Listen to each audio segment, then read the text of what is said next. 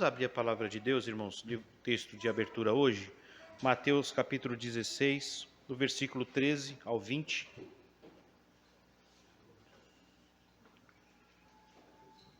Mateus, Evangelho segundo escreveu Mateus, capítulo 16, versículo 13.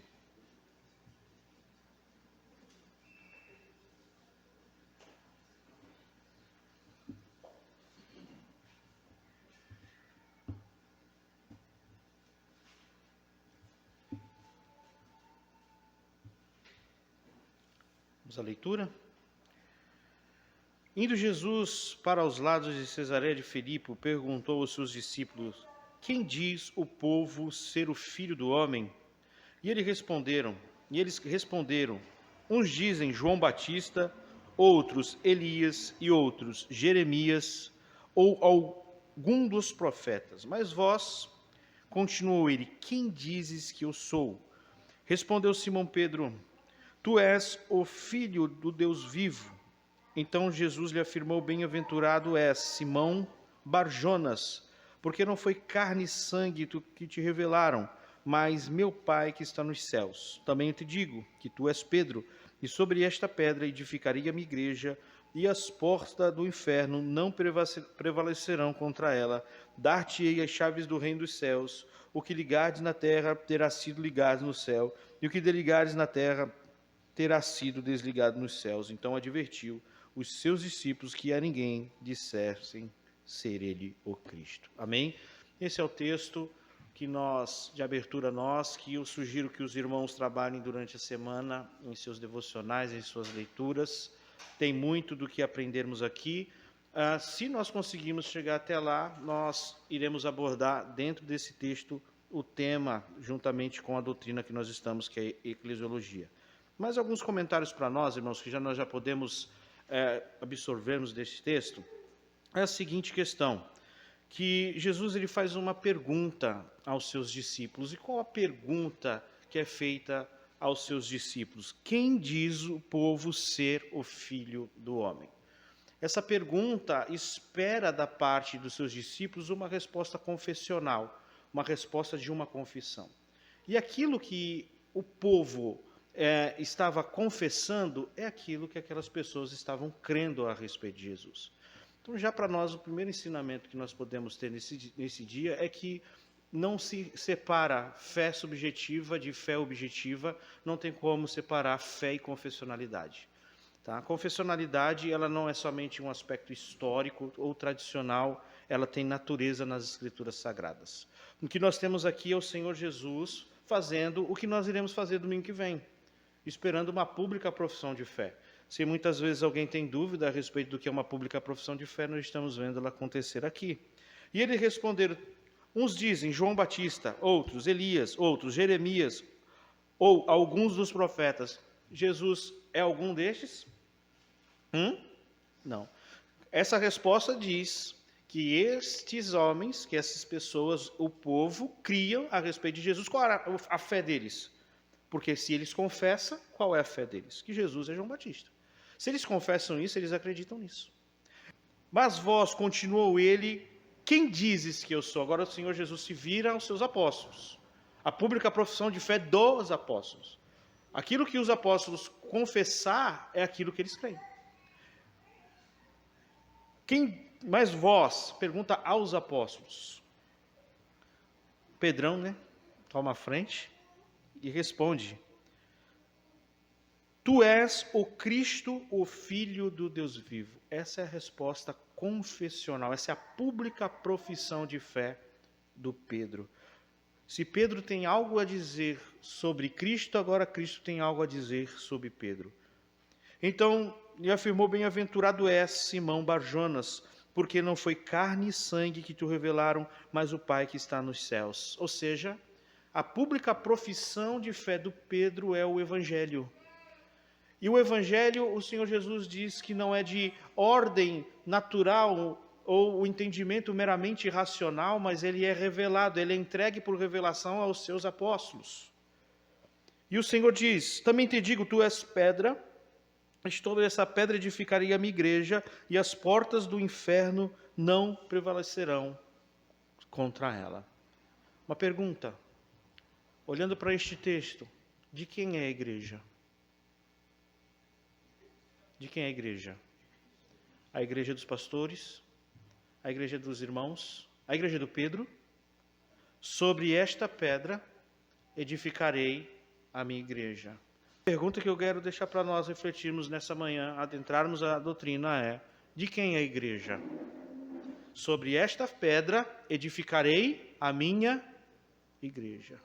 O Evangelho é a revelação de Deus dada à sua igreja, ao seu povo. Que Jesus Cristo é o Filho do Deus Altíssimo, e não João Batista, não Jeremias, e não qualquer outro, mas o Filho de Deus encarnado. Amém? Amém, meus irmãos? A igreja, sua autoridade, sua natureza, sua autoridade, propósito e culto. Isso compreende, isso aqui é o que a eclesiologia vai estudar. Isso é o que nós vamos estudar a partir da didática deste livro que estamos estudando. Passamos estes 2 domingos passados estudando, então, a introdução. Alguém lembra da introdução? O que cremos acerca de Deus, do homem, da salvação, irá consequentemente influenciar a maneira que vivermos como igreja.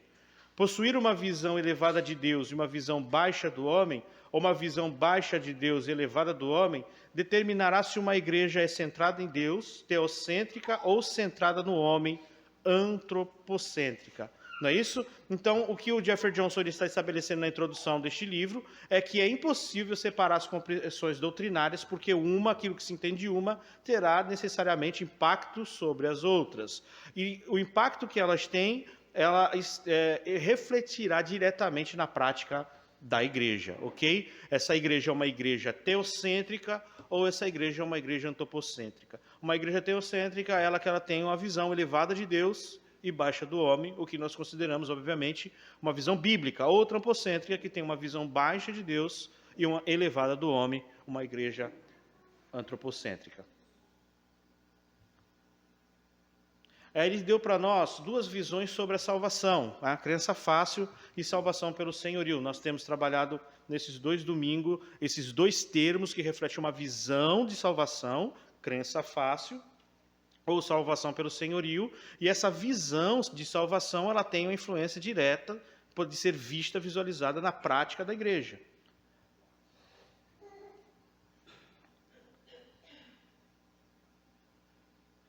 Para nós recordarmos o que é crença fácil. Crença fácil é a visão diluída da salvação, que procede de uma visão baixa de Deus e elevada do homem. Conceito que nós olhamos da influência da teontologia, da doutrina sobre Deus, e da doutrina sobre o homem, tá? Que tem um impacto na salvação, que diretamente terá um impacto na eclesiologia.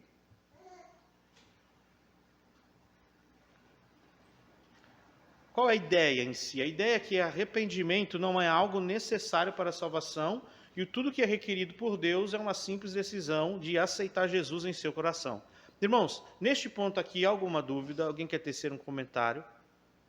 Ficou entendido esse ponto? Se tiver, pode levantar a mão, tá? Se a gente vai avançar e hoje, se Deus permitir, a gente vai embora da introdução.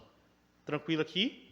O que é crença fácil, então? Esse entendimento de que a conversão ela é uma resposta que a pessoa dá de uma aceitação, muitas vezes, uma pregação que contém partes do Evangelho, mas totalmente, obviamente, enxugado, diluído, onde aquela pessoa é incentivada a aceitar Jesus e uma oração é feita e determina-se que ela ali está salva sem que necessariamente ela se arrependa dos seus pecados e tenha frutos do seu arrependimento. Ok aqui, irmãos? Então tá bom, vou embora, hein? A gente olhou também a salvação pelo senhorio, né? Que é outra visão também, a visão que ele coloca são termos que nos dá um entendimento sobre a salvação e que descreve um comportamento da igreja local. Igrejas com uma visão alta de Deus e baixa do homem têm uma perspectiva diferente sobre a salvação e, portanto, uma perspectiva diferente sobre o propósito e as funções da igreja. Então, perceba que essa mudança em relação ao conhecimento de Deus, conhecimento do homem, da salvação, ela vai ter um impacto direto na igreja. Ou seja, perspectiva totalmente diferente sobre o propósito da igreja. Qual é o propósito da igreja? É simplesmente atender a necessidade do homem ou comunicar uma vida para a glória de Deus? Ou restaurar a vida do homem em condições de que ele glorifique a Deus com as suas vidas? ou simplesmente nós estamos preocupados que o homem tem uma necessidade? Quais as funções da igreja? Então perceba, irmão, que essas visões todas, elas terão um impacto diretamente na igreja, tá bom? Esse entendimento afeta especificamente como tal igreja vê a salvação, não principalmente por causa do homem, mas para a glória de Deus. Lembram isso aqui? Qual é a necessidade real do homem?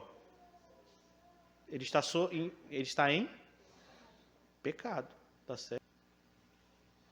Se a salvação, em última análise, para a glória de Deus, porque se eu me arrependo, significa que eu estou vendo Deus como um Senhor, como de fato Ele é. E entendo que a vida humana é uma vida em rebeldia ao Senhor. Então ela não deve ser considerada como um simples obtenção de um bilhete gratuito de entrada no céu. O evangelismo não é isso. Mas é chamar o homem ao arrependimento e ele ter convicção dos seus pecados. E o que o pecado fez? Fez com que ele não vivesse para a glória de Deus. Ele olha para a criação dos céus e da terra e ele adora a criatura. Tá certo? Ele cria para si imagens de Deus e glorifica essas imagens. Obviamente, ele está debaixo da ira de Deus, sobre condenação, e irá pagar, se não converter-se eternamente no pecado. Pelo contrário, a salvação liberta os pecadores de seu pecado, tanto da sua penalidade quanto do seu poder. Irmãos, algum comentário aqui? Vou avançar. O pecado é a razão principal pela qual as pessoas vão para o inferno e estão sob a ira de Deus. Então, qual é o pecado? É a principal razão, tá? E o que é o pecado? O pecado ele não pode ser separado do que é. Senhor, qual foi a confissão de Davi? Pequei contra ti e contra ti somente pequei, fiz mal, o que é mal aos teus olhos. Não é isso? Contra quem é o pecado? Contra Deus. John Owen diz o seguinte: o grande objetivo da igreja não são os números produzidos por nós, somente, né? Claro que a igreja almeja ter povo, ter pessoas, mas pela graça, por crescer em Cristo, tá? A maturidade, a Bíblia fala sobre a maturidade cristã, nós lemos isso em Efésios. Por que os pastores e mestres foram dados? Para aperfeiçoamento do povo santo. Então a igreja crescendo e amadurecendo doutrinariamente, em fé.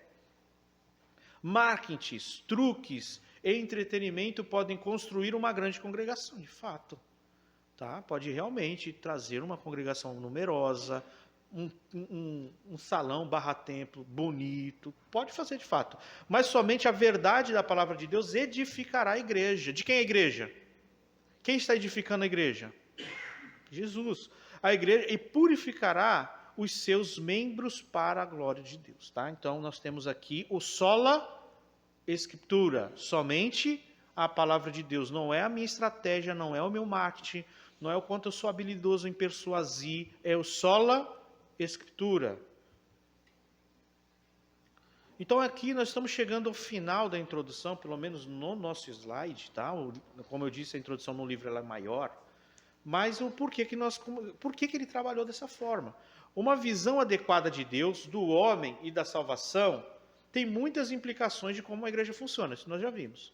Qual é o principal propósito da igreja? O que significa para uma igreja ser santa? Então, dependendo da visão que esteja, esses significados terão uma resposta, terão uma conotação. Quais são as qualificações e responsabilidades dos membros da igreja? Dependendo, vai dizer nenhuma. Eu venho aqui, né? Eu vim para lutar com o anjo, né? Só vai subir quando der minha bênção. Só solto o anjo, né? E quando eu receber minha bênção. Eu vim aqui para buscar a minha bênção, né?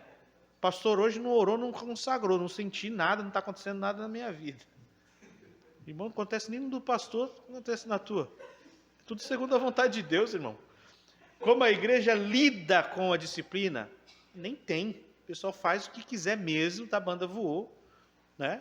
No grupo de louvor, aquela prateleira santa de gente no louvor, né? Chega no final do culto, a irmã sai com o marido da outra que está lá do outro lado, da outra que está lá do outro lado, ninguém está ligando. Quanto o pastor fala assim, mas é assim mesmo, são jovens. São jovens que estão indo para o inferno. Essa é a verdade. As respostas a essas perguntas nascem de uma visão bíblica de Deus. Bíblica. não um ideal, não meramente uma resposta humana. Qual foi a resposta a resposta de Pedro? Foi humana ou foi espiritual? É confessional, né? Parte 1, a natureza da igreja. Algum comentário aqui, irmãos? Pois nós estamos saindo da introdução. Tranquilo? Classe afiada. Amém, então. Parte 1, nós vamos estudar, então, a natureza da igreja. Tá bem? Nós estamos seguindo a divisão do livro, ok? Nós começamos com essas questões. E à medida que eu for lendo essas perguntas aqui, que está estabelecida no próprio livro, eu gostaria que você refletisse sobre como você responderia se caso alguém estivesse te perguntando isso em algum ambiente. Como você responderia, por exemplo, essa pergunta: o que é a igreja? Você saberia responder a uma pessoa que chegasse para você e perguntasse assim: o que é a igreja?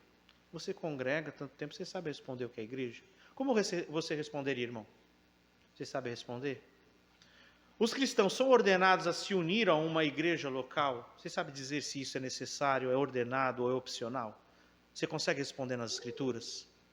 Você consegue provar a igreja local nas escrituras se um desigrejado te perguntar? Você vai apanhar do desigrejado. Quais são os privilégios e responsabilidades dos membros da igreja? Tem, não tem? Ou não? Só tem privilégio? Ou não está em nada aqui? O privilégio é participar da campanha, 7 sexta-feira, entregar o envelope e esperar a bênção. Qual é a autoridade da igreja? Nós vivemos um tempo que isso aqui é muito importante, irmãos. Vai chegar um momento que, muito provavelmente, a igreja e os pastores serão processados a exercer disciplina eclesiástica. Estava assistindo um vídeo, um professor, um mestre de jiu-jitsu, ele estava falando que ele foi processado porque não graduou o aluno ruim. Devia ter dado a graduação. E colocado ele para testar com um cara da graduação. Falei assim: agora tua prova vai aqui. E valendo. Né? Valendo. E eu estava olhando aquele vídeo e falei assim: que não vai demorar para espirrar na gente isso aí. O que é a disciplina da igreja e como a igreja deve ser governada? Qual é o propósito da igreja? Quais são as atividades da igreja? Quais são? Essa aqui o pessoal gosta. Tem que ter coisa para jovem. Sabe por que meus filhos não estão indo para a igreja? Porque não tem coisa para adolescente lá. Né? Meus filhos não querem ir mais, porque assim, ficar no culto, não tem salinha. Ninguém fica passando na salinha o vídeo do esmilinguido para o meu filho. Como a igreja deve se expressar no culto? Você tem essas respostas aí? Você consegue responder? Se muitas vezes não, é o que esse estudo se compromete a fazer, tá bem? Então, calma. Nós iremos ver isso nas escrituras, tá bom? As respostas a essas perguntas importantes não devem ser deixadas à opinião de alguém ou das suas ideias pragmáticas ou relativistas. A ideologia é meramente humana. Voltando ao texto em Mateus, nós temos um ideal a ser respondido. Nós temos um aspecto humano de resposta. Qual eram as respostas? João Batista, Jeremias, um dos profetas. Mas não foi sobre essa pedra que a igreja foi edificada, porque ele não era nenhum desses. Pragmatismo, nós já vimos isso um pouco, né? Aquela questão de que o fim justifica os meios, é aquilo que dá certo. Ou relativistas, ou relativizar as coisas. Antes, elas devem ser respondidas a partir do fundamento seguro da palavra de Deus. Nós já vimos isso quando estudamos prática de vida cristã. Que a ideia relativista se dá de que não existe verdades absolutas. Não existe verdade absoluta, existem verdades. Ou seja, adultério é pecado? Depende. Para mim é. Para você não é. Ou para nenhum dos dois. Porque não existe verdade absoluta. Existem verdades e a verdade se dá a partir da ideia de cada um. Da minha opinião.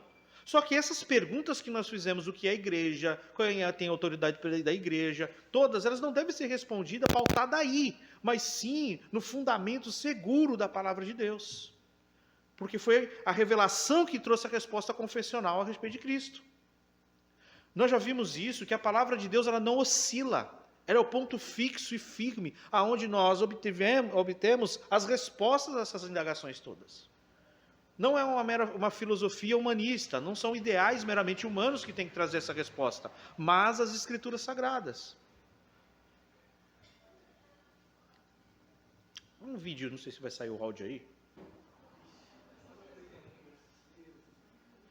Você ainda vai na igreja? A igreja Eu vou. que você cantava? Não. Não. Essa aí não rolou, mas Essa botou aí, o cabelo, acho que eu botou não ficarei muito lá, não. Acho que lá não sou muito bem-vinda, não. Mas tem uma comunidade cristã ainda, de um pastor que eu admiro muito, que é o Ed René, e que é uma comunidade que eu gosto muito de... Eu acho que a fé solo, ela não faz muito jus. Tem que ter igreja.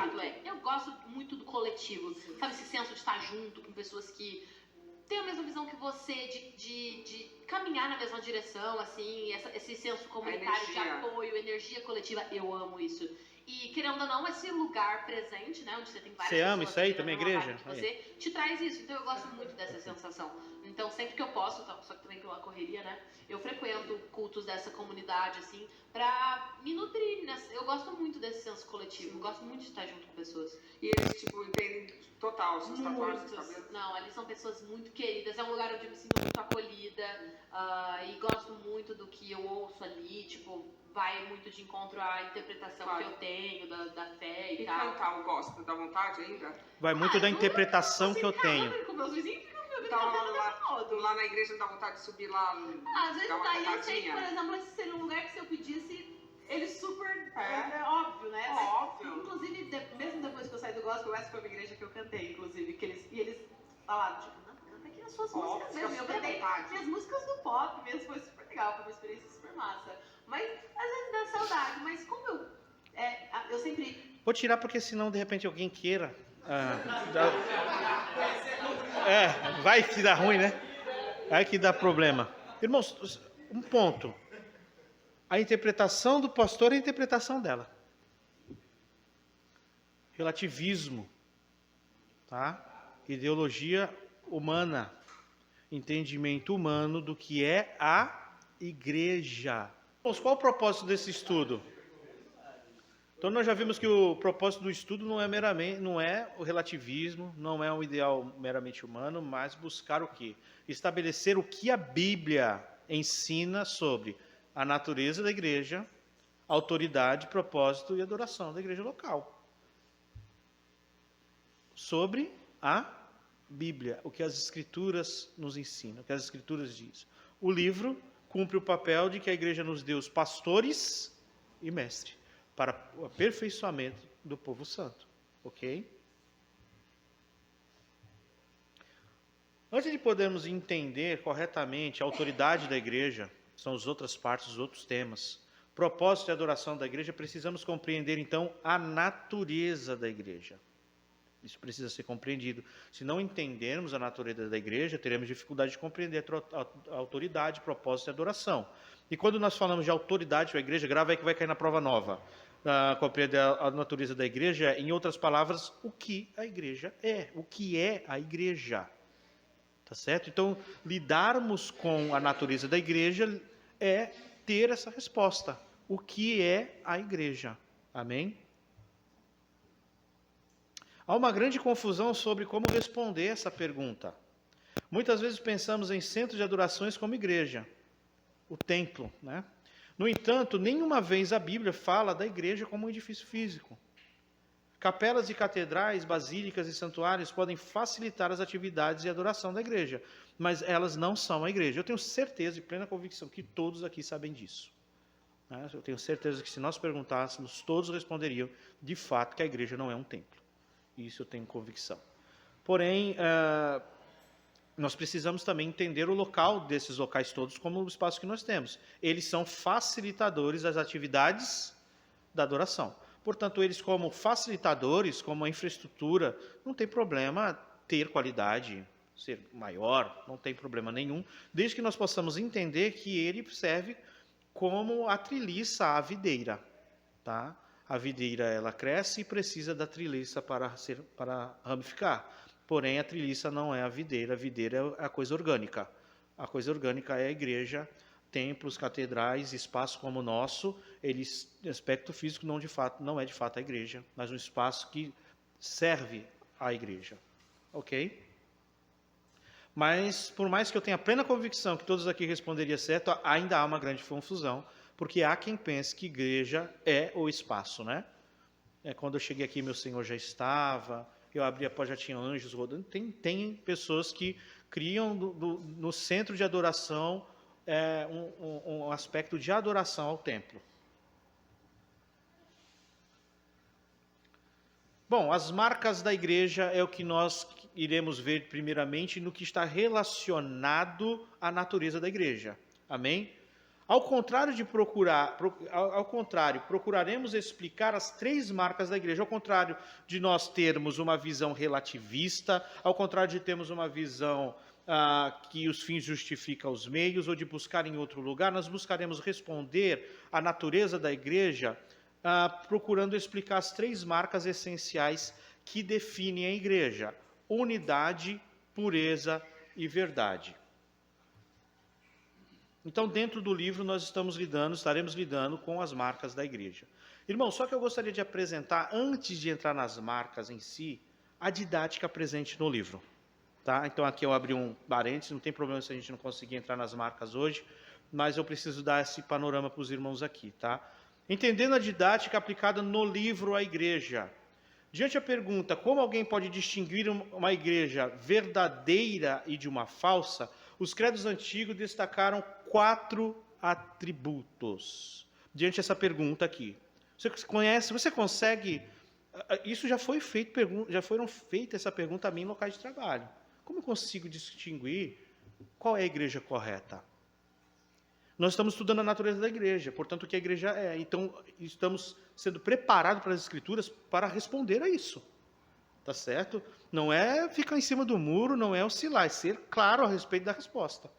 Tá? Então, diante da pergunta, como alguém pode distinguir uma igreja verdadeira de uma falsa, os credos antigos destacaram 4 atributos. Ou seja, nós temos os credos antigos, que vêm em resposta às heresias que já vão surgir no período da igreja antiga. Tá? Então, nós temos no credo niceno a seguinte questão: creio na igreja una, santa, católica e apostólica. E quando nós vamos aos credos antigos, nós já temos esses atributos sendo destacados, atributos esses que caracterizam uma igreja que se distingue da falsa. Ainda que tenha sido considerada verdadeira, porque de fato esses atributos fazem parte da igreja verdadeira, os reformadores por unanimidade concordaram que a ICAR se retratava de uma igreja falsa. Só, foi julgada insuficiente como critério único para se discernir uma igreja verdadeira. Por quê? Porque esses atributos todos, no período da Reforma, estavam todos solapados pela compreensão romanista. Tá? Então, a apostolicidade da igreja não é a igreja alicerçada sobre a doutrina dos apóstolos profetas, mas é uma sucessão de bispos que compreende desde Pedro. Tá? Então, nós temos esses atributos sendo influenciados pela concepção papista e romanista. Portanto, elas foram consideradas como um critério, já agora, único, sendo insuficiente para nos responder sobre o que é uma igreja verdadeira e uma igreja falsa. Assim, eles necessitavam de mais critérios, isso é o período reformado, da reforma, para distinguir as congregações verdadeiras e falsas. Tornou-se costume falar nas marcas de uma igreja verdadeira. Tá? Então, nós temos essa questão, os reformadores olham para os atributos que desde a igreja antiga já estão presentes, porém, com a compreensão errônea, e eles julgam que isso agora se torna um critério insuficiente para destacar a igreja falsa da igreja verdadeira, e começa então, das confissões que vão surgindo neste período, Augsburgo e tantas outras, se falar de marcas de uma igreja verdadeira, também referido como igreja autêntica. Um documento que foi adotado por um conjunto de igrejas protestantes em 1561, conhecido como a Confissão Belga, oferece um resumo perfeito. Então, estão entendendo aqui, irmãos? Está indo? A igreja verdadeira é reconhecida pelas seguintes marcas, confissão belga aqui. Ela pratica a pura pregação do evangelho, primeira marca. mantém a pura administração dos sacramentos, segundo Cristo os instituiu, exercita a disciplina na igreja para correção e punição dos pecados. Confissão belga aqui. Essas 3 marcas bíblicas podem ser parafraseadas assim. Então, pensando nas 3 marcas da igreja verdadeira, que agora se tornam também como um critério para distinguir uma igreja falsa de uma igreja verdadeira, uma vez que os 4 atributos, uma igreja una, santa, católica e apostólica, se tornam insuficientes por terem sido contaminadas pela ideia romanista. Pode ser definido então o seguinte: a pregação fiel da palavra centrada no Evangelho de Jesus e a sua correta aplicação. Tá? A celebração fiel das 2 ordenanças, /sacramento, tá certo? E a disciplina restauradora, ou disciplina eclesiástica. Agora, entendendo aqui tudo isso que a gente fez. Então, não vai encontrar isso no livro, mas a gente está entendendo a didática do livro aí. Na didática do livro A Igreja, veremos os 4 atributos e as marcas da igreja verdadeira sintetizada em 3 marcas essenciais. Tá certo? Então, quando nós lemos lá, nós vimos o pastor Jeffrey Johnson falando que nós aprenderíamos as marcas da igreja com base em 3 marcas essenciais: una, santa e verdadeira. E de repente nós pensamos, poxa, ele diferenciou, então ele está partindo para outro lado. Não estou vendo onde estão os 4 atributos e as marcas de uma igreja verdadeira. Está sintetizado nessas 3 marcas. Olha só, o primeiro tópico baseado na igreja una, ele vai dizer o seguinte: a igreja é a comunhão unificada de Deus. Tá? Aí ele vai destacar o seguinte: a unidade invisível da igreja universal. E a unidade visível da igreja católica, da igreja local. Preste atenção que aqui, já nesse tópico, nós vamos buscar entender que a igreja local ela é essencial e relevante. Então, pensando nos atributos da igreja, nós já temos nesse tópico 2 presentes. A igreja única, una, e católica. Católica é universal. Tá certo? Então, perceba, eu estou explicando aqui, que na didática do livro, se você for ler, você vai perceber que nesses 3 pontos, nessas 3 marcas essenciais, está sintetizado os atributos e as marcas de uma igreja verdadeira. O segundo tópico diz, a igreja é uma santa comunhão. Olha o outro tópico, outro atributo presente aqui. A igreja santa. Tá? O terceiro tópico que ele vai abordar é a igreja é a comunhão sustentadora da verdade de Deus. Poxa, mas cadê então? Poxa, cadê a apostolicidade da igreja? Cadê as marcas da igreja verdadeira? Nesse tópico nós veremos a apostolicidade da igreja, a igreja apostólica, ele vai ser uma característica desse tópico, e as marcas de uma igreja verdadeira também. Então, o que eu estou fazendo aqui é mostrando para vocês que, de repente, você vai em outros sistemáticos, você vai abordar em uma outra teologia sistemática e você vai ver essas coisas separadas. Eu estou mostrando para você que na abordagem do livro A Igreja, que não é algo exaustivo, mas compactado, sintetizado, ele grupou o resumo das marcas e atributos nestes 3 atributos essenciais. Quando ele fala de 3 atributos essenciais, o que ele está dizendo a nós? Que se não tivesse esses atributos, não é igreja, porque faz parte da essência, natureza. Eu falei também da igreja regenerada. Ela vai aparecer aqui também. Tá? Quando nós formos ler o tópico, a igreja é uma santa comunhão, você vai observar que tanto nos tópicos, na verdade, o tema, a marca igreja regenerada vai aparecer em todos os tópicos. Tá certo? Primeiro tópico, a igreja é a comunhão unificada de Deus. Nós lemos Mateus 16, 18, e o que nós lemos em Mateus 16, 18? O Senhor Jesus foi o primeiro a usar a palavra igreja para descrever seu povo, quando ele disse: edificarei a minha igreja e as portas do inferno não prevalecerão contra ela. De quem é a igreja? Mais uma vez, do Senhor, né? A palavra grega traduzida como eclesia, que significa assembleia. Antes de nós terminarmos, vamos lá em Atos dos Apóstolos 19, 32. A gente não vai conseguir avançar muito mais.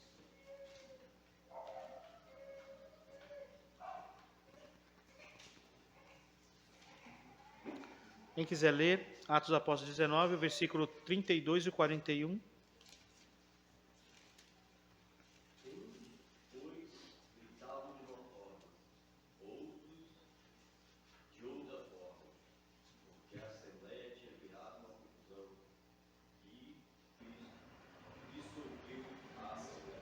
Irmãos, ou seja, nesse texto que o Kaique leu, aonde aparece a palavra assembleia, o que está sendo usado aí é eclesia, tá? Então, o termo, a gente não vai entrar no sistema técnico da palavra, mas ele significa de fato assembleia. E não era um culto aí, né? Era um culto essa reunião, mas o termo está lá usado, né? Contudo, quando Cristo usou a palavra eclesia para falar sobre o seu povo, ele elevou a palavra para significar mais do que apenas uma assembleia de pessoas comuns. Então, eclesia, igreja, quando Cristo usa aqui em Mateus 16, o termo é elevado. Ele elevou a palavra para significar a reunião particular de pessoas que ele pessoalmente edificaria. Aqui já, nesse aspecto aqui, nós já conseguimos começar a visualizar o que é a igreja. É a reunião particular de pessoas que ele pessoalmente edificaria. Qual é o material que o Senhor usa para edificar a igreja? A membresia. Pessoas. Não é? Não são essas cadeiras, não é essa coluna, não é aquela porta, nem a mesa de café. O material usado para que esse edifício cresça são pessoas. Pessoas que ele pessoalmente edificaria. Tá certo? Embora alguns possam plantar o evangelho pela evangelização de incrédulos e outros possam regar, o evangelho ensinado aos crentes, só Deus pode dar o crescimento. E por que só Ele pode dar o crescimento? Porque Ele é o dono. Ele é o que edifica a igreja. Nós somos trabalhadores, instrumentos, porém aquele que está edificando a igreja, construindo a igreja, chamando o povo para si, é o próprio Deus. Isso quer dizer que é o Senhor, e somente o Senhor, que acrescenta diariamente à igreja aqueles que estão sendo salvos. Já estamos em Atos, vamos abrir em Atos 2. Irmãos, estou cobrando uns 5 minutos, tá? Ali. Vou passar o café 5, eu cobro 5. Atos 2, 47.